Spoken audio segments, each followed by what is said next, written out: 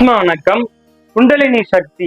இந்த குண்டலினி சக்திய எப்படி மேல் எழும்புறது, இத மேல் எழுந்தா என்னவெல்லாம் நடக்கும், அது மட்டும் இல்லாம இதுல பல சூட்சமான ரகசியத்தை எல்லாம் சொல்லியிருக்காங்க.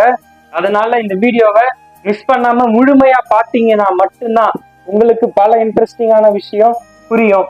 ஃபர்ஸ்ட், நம்மளுடைய உடம்புல 1,72,000 நாடிகள் இருக்குங்க.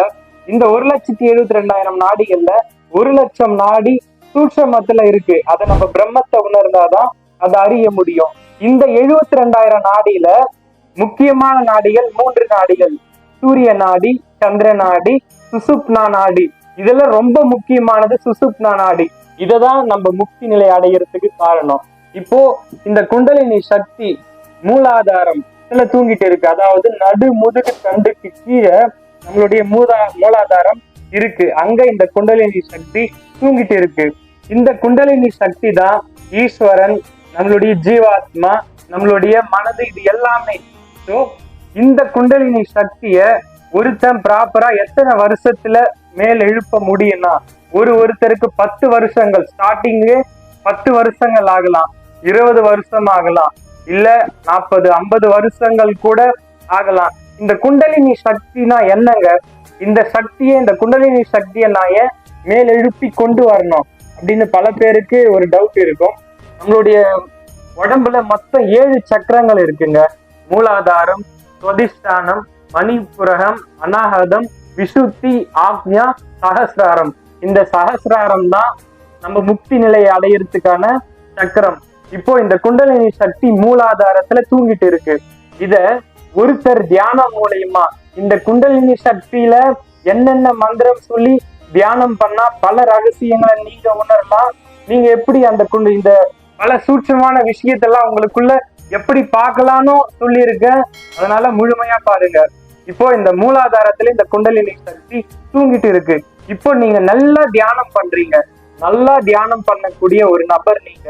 இப்போ ஒரு வருடங்கள் தியானம் பண்ணும் பொழுது உங்களுடைய உடம்புல சில மாற்றங்கள் ஏற்படும். அதாவது தலை சுத்துற மாதிரி இருக்கும், வாமிட் வர மாதிரி இருக்கும், எதையுமே சாப்பிட பிடிக்காது. இப்போ இதுக்கெல்லாம் காரணம் என்னன்னா, நம்மளுடைய மூலாதாரத்துல தூங்கிட்டு இருக்கிற குண்டலினி சக்தி கொஞ்சமா மேல் எழும்புது, முழுமையா வரல. முதல்ல மூலாதாரத்துல இருந்து சுவாதிஷ்டானத்துக்கு வரணும், சுவாதிஷ்டானத்துல இருந்து மணிப்புரகத்துக்கு வரணும், மணிப்புரகத்திலிருந்து அநாகதம் வரணும், அநாகதத்திலிருந்து விசுத்தி, விசுத்திலிருந்து ஆக்ஞா, ஆக்ஞால இருந்து சகசிராரம். இத்தனை படிகள் மேலெழுப்பி குண்டலினி வந்தாதான் அந்த பரமாத்மா கூட நம்ம போயிட்டு கலக்க முடியும். இந்த குண்டலினி சக்தி லைட்டா ஒரு தலையை தூக்கி பார்க்கும்போது நம்மளுடைய உடம்புல பல மாற்றங்கள் ஏற்படும். நான் சொன்ன மாதிரி வாந்தி வர மாதிரி இருக்கும், நல்லா சுத்துற மாதிரி இருக்கும், இந்த மாதிரி பல மாற்றங்கள் வருங்க. இதெல்லாம் நடந்து ஒருத்தன் தொடர்ந்து இந்த விஷயம் எல்லாம் நீங்க டாக்டர் கிட்ட போயிட்டு என் உடல்ல இந்த மாதிரி எல்லாம் ஆகுது அப்படின்னு நீங்க டாக்டர் கிட்ட போனா கூட நம்மளுடைய உடம்புல எந்த ப்ராப்ளம் இல்லைன்னு தான் சொல்லுவாங்க. ஏன்னா இது வரைக்கும் நம்ம அந்த தியானம் இந்த மாதிரி ஒரு விஷயம் பண்ணதில்லை. இது வரைக்கும் மேல இருக்கக்கூடிய அந்த பரமாத்மாவை நம்ம டச் பண்ணதில்லை. அதனால இந்த மாதிரி விஷயங்கள்லாம் நமக்கு நடக்குது.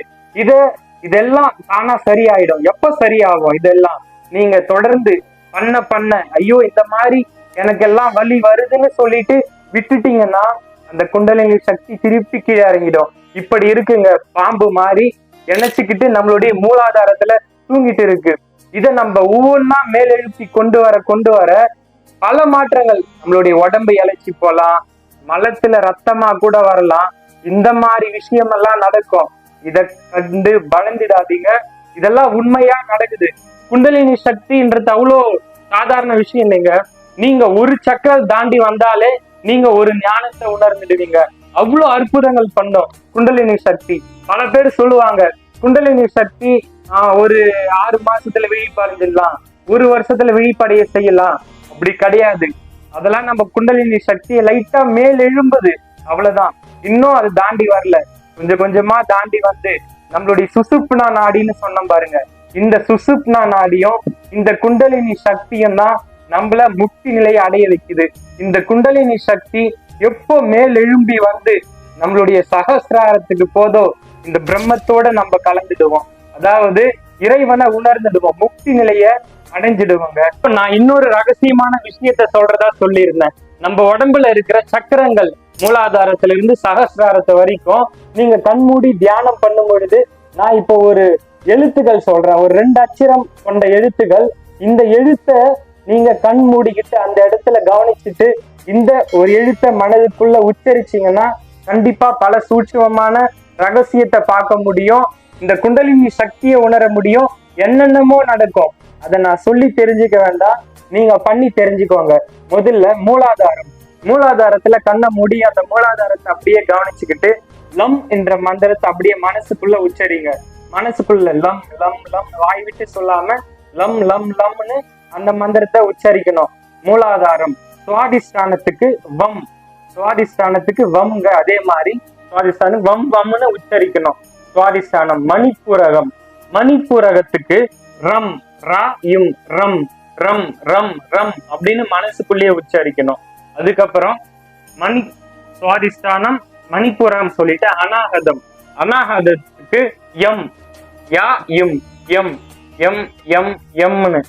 அதுக்கப்புறம் விஷுத்திக்கு ஹம் ஹம் ஹம் ஹம் ஹம் உச்சரிக்கணும். விஷுத்தி. ஆக்ஞா ஓம் ஓம் ஓம் ஓம் ஓம்னு அப்படியே மனசுக்குள்ள இந்த ஓம்னு சொல்லும் போது நம்மளுடைய மனது சீக்கிரம் நிற்கும். மனதுக்கு எந்தவித தொந்தரவு, மனம் அங்கங்க அலைப்பாயாது. இந்த மனம் அப்படியே நிற்கும். அடுத்தது இது முடிஞ்சது.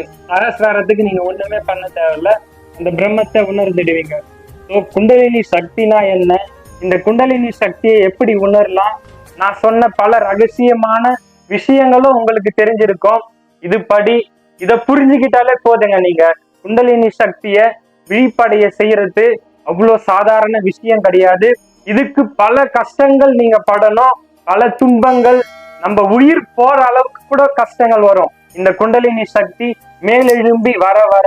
அதனால இத புரிஞ்சுக்கோங்க. குண்டலினி சக்தி யாராவது 1 வருஷத்துல 2 வருஷத்துல குண்டலினி சக்தி இந்த தியானம் பண்ணா விழிப்படைஞ்சிடும் அப்படின்னு சொன்னா நம்பாதீங்க.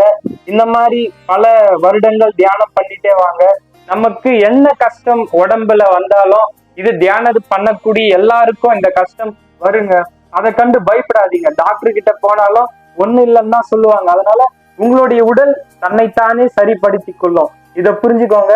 கண்டிப்பா நான் சொன்ன மந்திரத்தையும் பிராக்டிஸ் பண்ணுங்க. கண்டிப்பா அந்த பிரம்மத்தை உணரலாம். பல நீங்க நினைச்சு பார்க்க முடியாத அளவுக்கு ஒரு விஷயமெல்லாம் இந்த வீடியோல சொல்லியிருக்கேன். ஸோ அவ்வளவுதான். இந்த வீடியோ மிக பெரிய யூஸ்ஃபுல்லா இருந்திருக்கும்னு நினைக்கிறேன். உங்களுக்கு மட்டும் இந்த வீடியோ யூஸ்ஃபுல்லா இருந்தா பத்தாது, உங்களை சுத்தி இருக்கிற ஃப்ரெண்ட்ஸ் அண்ட் ஃபேமிலி சர்க்கிளுக்கும் இந்த வீடியோவை ஷேர் பண்ணிட்டு மறக்காம சப்ஸ்கிரைப் பண்ணுங்க. இன்னொரு நல்ல வீடியோல பார்ப்போம். Thank you guys.